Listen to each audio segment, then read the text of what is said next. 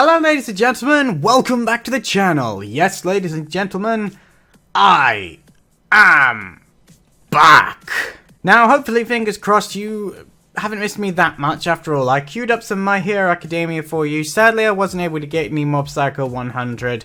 But today is Overlord Day, and you know what that means. It's time to get hype. Last time on Overlord, we had a pretty decent episode, albeit it was full of a lot of talking. And this one, I'm told, is going to feature the Battle of Khan Village. Now, this episode is probably going to go out a bit later than normal. Just because it's later than normal that I'm getting in, obviously. I was traveling today.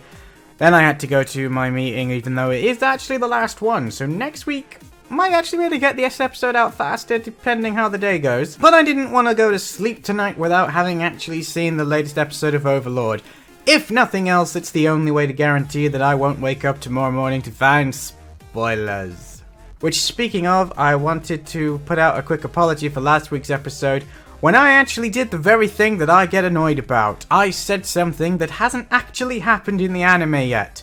Because we were talking about it in one of our live streams, I referenced it in my last review, and several people pointed out that not everybody knows that that's going to happen. So, there's nothing I can do about it. Obviously, the video's out there, but yes, I'm not going to say what it is in case you're sat there thinking, I don't know what he's talking about, so in which case you didn't even pick up on it, but that's fine. But if you were one of the people that picked up on about it, sorry, my bad, didn't mean to. We'll try not to do it again. Now that I am back, you can expect to see a new anime coming to the channel very soon, and fingers crossed, as soon as tomorrow, Mob Psycho should be back up and running on the channel, and I should be able to start getting them out to you weekly, like My Hero Academia. And yeah, it's going to be some good times up ahead. We're sadly very nearly at the end of Overlord, as this is going to be episode 11, so I will also be keeping my eyes open for something to replace it. I have something in mind, and I think it's going to be one that you guys like, so leave a comment down below if you've heard of something called Goblin Slayer, because that anime looks all kinds of awesome, and I think I'm going to like it.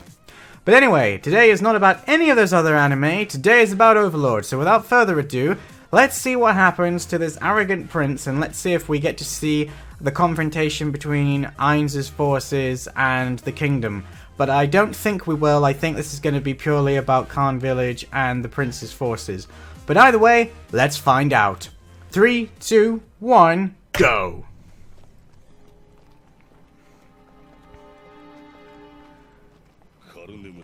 Yep, Khan Village.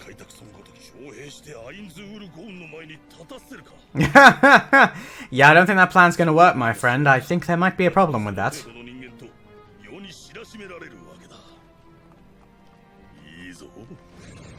It's not a plan. It's not a bad plan, though, in and of itself. Just ain't gonna work.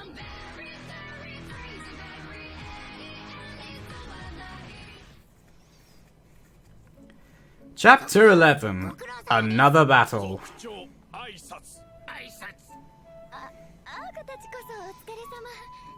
We get to see what her commanding skills are like in a minute. Because I have a funny feeling we're going to see goblins versus men. Oh, well, it looks like the native goblins have fit in well with the locals. Oh, okay, so he invented his own cologne as well.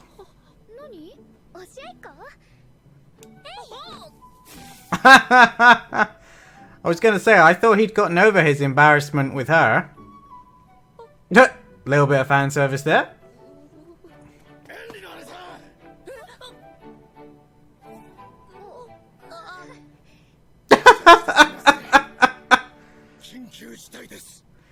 It's an emergency. I mean, you would think that the ogres would be pretty effective not being funny. Oh! He doesn't really care about the village? How dare he? And that was his inner voice talking.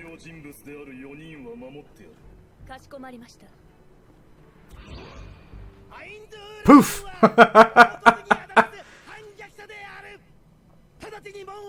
See, that's interesting, because I know he doesn't really care about the village, as he's just said, but the village is still technically under the protection of Ainz himself. So the fact that they're the fact that they're attacking it, you'd think would annoy him more, and he would have just sent not anything important, but for example, just get Lupus to spawn a load of low-level undead in the area. Just keep him occupied. Hey, they've definitely changed from when we first met these guys. So they're basically saying that they know that this is the end for them, but so be it. Well, damn. I mean, it's funny too, because one of my friends, I think it was DeeBeeGeek, said that he knows better than to get attached to anyone in this series, because they always kill people. And I must admit, I haven't got attached to any human characters for a while, but I did really like these goblins. Like, this is how you make an emotional attachment. Whoa, here come the ogres.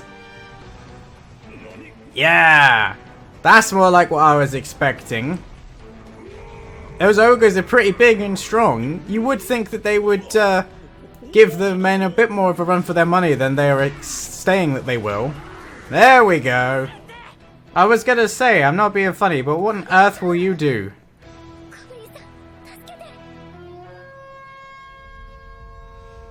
Oh, we get to see the summoning this time, because we didn't get to see the last troop turn up.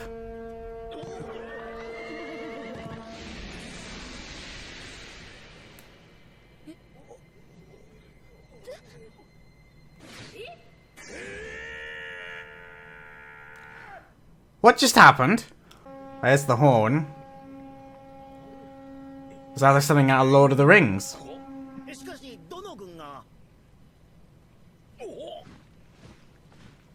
Oh! What the? Whoa! Those goblins look a bit more upper class than the ones that she had previously. That's an army!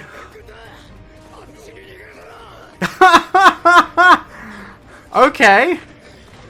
What the hell? How did she pull that off?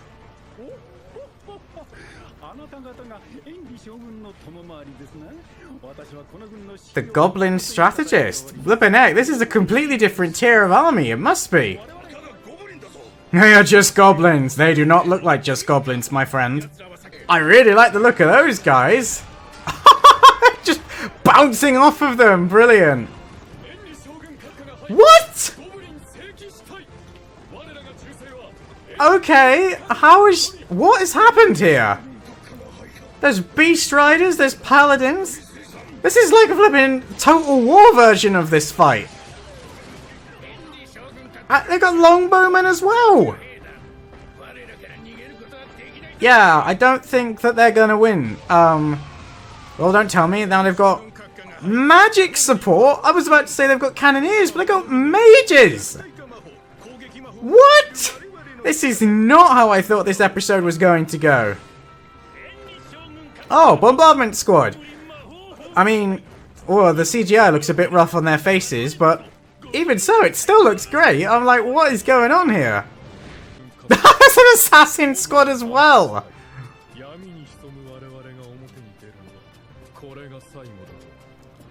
Oh, okay, that's pretty cool. The goblin bodyguards. Oh, they look cool with their sides. One of the 13... Oh!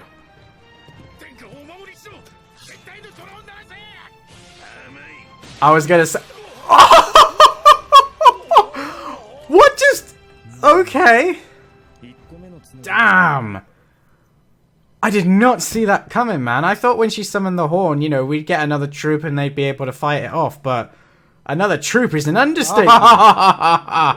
Okay. Now you turn up, Lupus. Oh, there we go. Yeah. I love that little switch in her personality. Brilliant. You're all dead. You are all dead. Just stop talking. In fact, I'm gonna give you some advice here, dude. Take your own life, because it's going to be way less painful.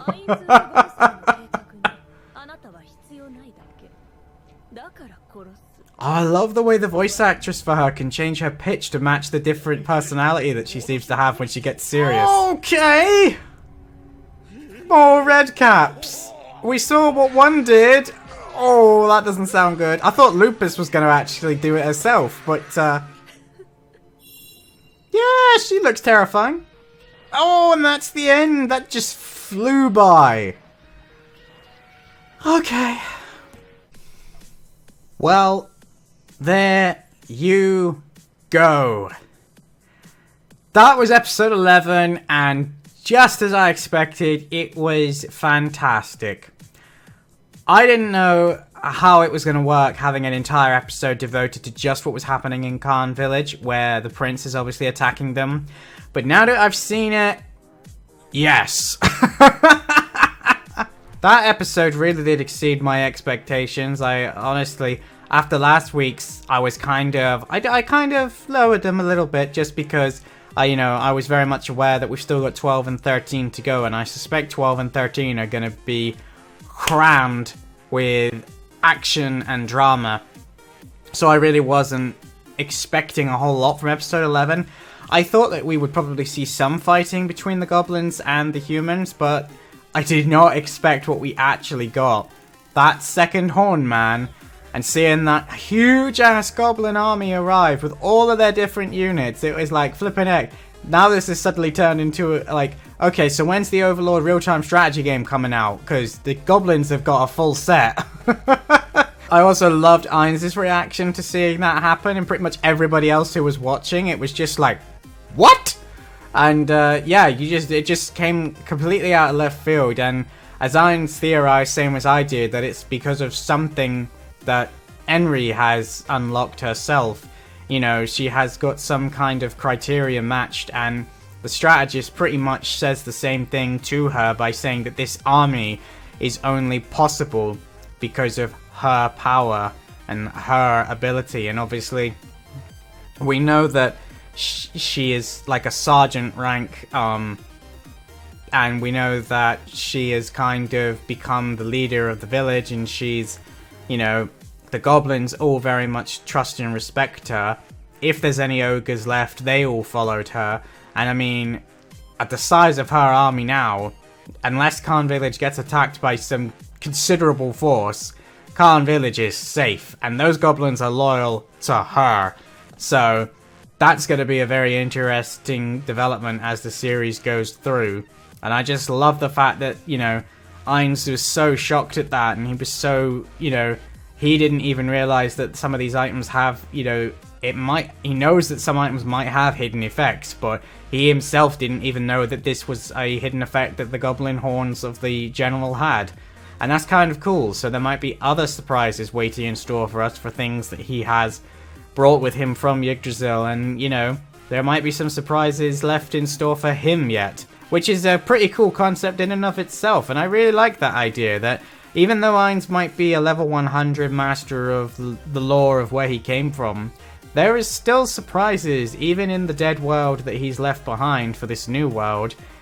He doesn't know everything. There are still secrets waiting to be unlocked, and I wonder if he'll start looking into that when this, particular confrontation has been dealt with and swept aside. I would be very interested to see or to know whether or not that is the case, To me, it feels like something that would probably be addressed in the light novels, but the anime will probably ignore, unless it leads to a very big storyline later on. I don't know. I don't want to know. I'm just theorizing. But either way, I still really love the concept of that. I also love the fact that we got to see the prince get his comeuppance. From the moment he turned up, he was not a particularly likable character. I liked the fact that they showed that he was intelligent, but he really didn't have much in the way of a moral code. His ethics were questionable. At the end of the last episode, obviously he made it very clear that he couldn't care less what state his men are in, whether or not they even get there. He just wants to get there, get out, get into the fight, and, make sure that everybody knows that he was there and that he's, made a name for himself, basically. And if he'd retreated when one of his chief strategists, I suppose, had said, they might have been able to run away. Obviously, really, given that Lupus then gave chase, it wouldn't have mattered whether or not they'd retreated there or not, because she could have easily massacred them all. But the fact that she also then brought a load of those terrifying looking goblins with her that Ein summoned was just brilliant. I mean, they definitely do look like they've just stepped out of their nightmares, and the fact that they were so terrified of them given the encounter that they just had, it was like extra cruel, and I love it. Like I said, Lupus in this episode was brilliant for me. I really hope that, you know, in the next season rather, we get some more spotlight on the member of the battle maids that we haven't actually had much time with yet, like Delta and Yuri. We just haven't seen much from those two. And I think it would be kind of cool to let them come out to play, because we've had, you know, we've had Solution, we've had Nebe, we've had Lupus, so we've had Sebus, and we've had Bug Lady, whose name escapes me. But you know what I mean, we've seen quite a few of them at least have some time on their own, but we've still not really seen much from CZ or Yuri. But either way, this particular episode was absolutely fantastic, considering I was really not expecting any of what just happened. It's making me really, really curious as to what's going to happen in the next couple of episodes. I mean, I think, you know, in my head I'm thinking that Ainz and the Empire are just going to steamroll over the kingdom, but maybe the kingdom has some surprises left in store. I mean, if you watch the end credits, Gazef is decked out in armor and weaponry that we haven't seen in the anime yet, so maybe there's some power, you know, hiding somewhere in the kingdom with like high level items that might turn the balance of power in favor of the kingdom if they were fighting the Empire. However, I still cling to the notion that because Ainz's forces are involved with the Empire, I really don't see how the kingdom is going to still exist at the end of this particular confrontation. Obviously, they might become a vassal of Ainz or the Empire, but as they are now, nah, they ain't gonna be there no more, man. I just don't see how they can. If Ainz loses, you know, that's gonna take away from the storyline that they've got going, and if the Empire loses, then what was Ainz doing, you know? I just don't see it. Ainz has summoned all of those Death Knights, and they're so much more powerful than any of the actual armies that are going to be involved in this conflict. I mean, we just watched an equal number of goblins go up against an equal number of men, and the men themselves pretty much said that, you know, the goblins are strong, and we saw that, you know, the goblins didn't even have to, like, push against the men. All the men did was run at the goblins, and they just literally bounced off the goblins because they're so much stronger physically. And these goblins as well are well equipped, just like Ainz's Death Knights are. And if 5,000 men can't handle 5,000 goblins, those, doesn't matter how many thousands of men they throw at those hundreds of Death Knights, it's just not going to happen, is it? Let's be honest. I also find it really interesting that Ainz said that he doesn't actually care about the village, which again, as I said in the episode, I really, I'm not sure how I feel about that. Like, I completely understand that he doesn't care about the village itself or the people who live in it. He has absolutely nothing to do with them. All he cares about is protecting those, you know, 4 people that he's deemed are important to him. He might be justifying it, you know, as they are the people that are making him the potions, and that is true, but obviously he is a little bit attached to the little girl, and he does feel a little bit protective of them. Not very much, but a little bit, just because he enjoys his interactions with them. However, like I said in the episode, I am very much surprised that he didn't get more annoyed that they were attacking a place that is technically part of Nazarick, you know. That place is under the protection of Ainz Algon, as far as he himself is decreed, so I do find it very surprising how chill he is when, you know, all these soldiers rock up. I was fully expecting him to tell Lupus to see how well they do, but, you know, feel free to wipe them out. But, interestingly, that's exactly what did happen, obviously at the end of the episode. So, you know, I don't know. Sometimes Ainz is really difficult to read, and I guess we'll have to see what happens. But either way, that goblin army was amazing, and I loved the, you know, that realization from Henry when she had to leave her old troop behind and most of the older villagers because they knew ultimately that they couldn't win against a true military force, especially not one of that size. They were outnumbered and outarmed.